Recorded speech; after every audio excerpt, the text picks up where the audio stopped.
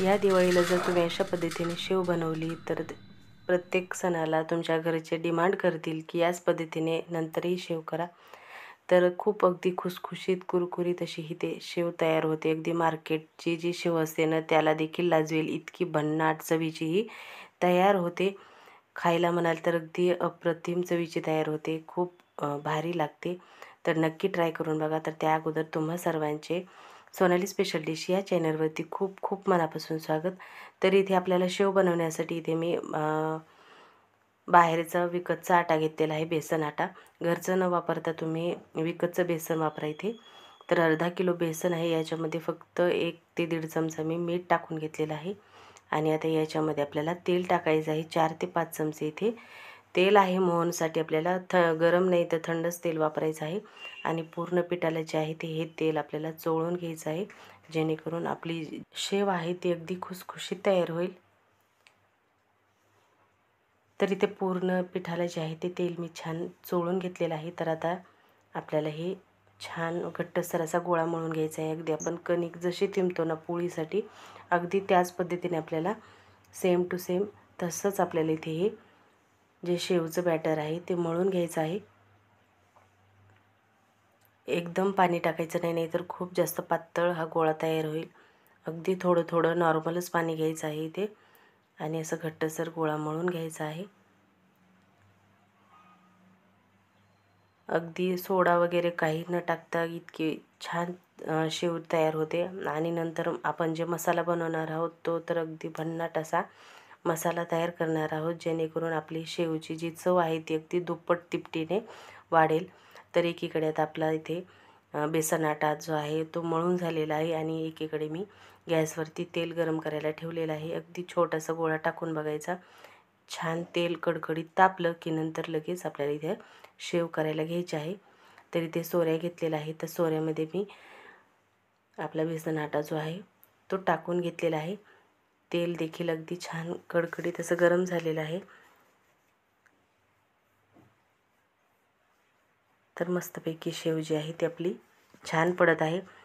आणि शेवची जी प्लेट आहे ती खूप जास्त बारीकही घ्यायची नाही आणि खूप जास्त जाडसरही नाही. अगदी मीडियम साईजची जी शेव असते ती घ्यायची. त्याने अगदी छान अशी शेव आपली तयार होते, झटपट तयार होते. खूप जास्त वेळ अजिबात लागत नाही. अगदी 10 ते 15 मिनटामध्ये ही शेव जी आहे ती बनवून तयार होते. आणि टिकायला म्हणाल तर अगदी महिना दीड महिना ही शेव व्यवस्थित टिकते, अजिबात त्याला काहीही होत नाही.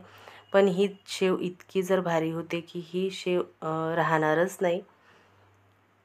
तर आता सर्व शेव जी आहे ती याच पद्धतीने मी काढून घेणार आहे.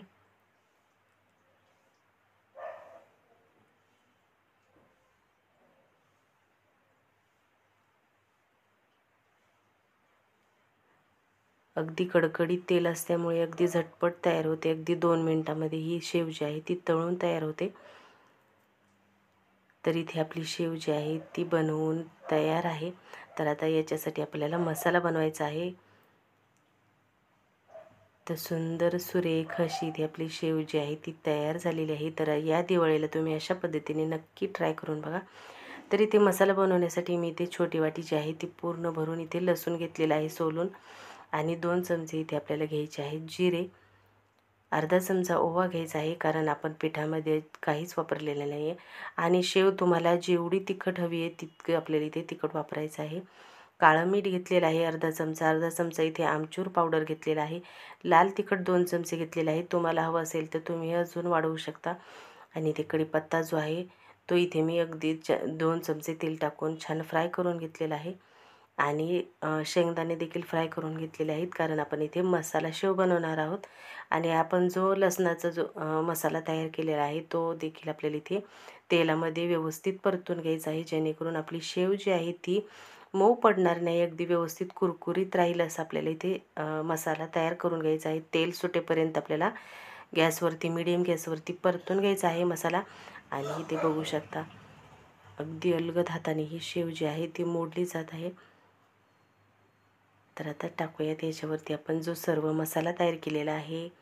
कढीपत्ता, शेंगदाणे आणि मसाला अगदी व्यवस्थित छान आपल्याला या शेवला जे आहे ते लावून घ्यायचं आहे. तर अगदी छान मसाला तयार झालेला आहे. छान व्यवस्थित तळल्यामुळे या शेवला अजिबात मऊ पडत नाही. शेव जी आहे ती अगदी महिनाभर व्यवस्थित टिकते. तर या दिवाळीला अशा पद्धतीने नक्की ट्राय करून बघा.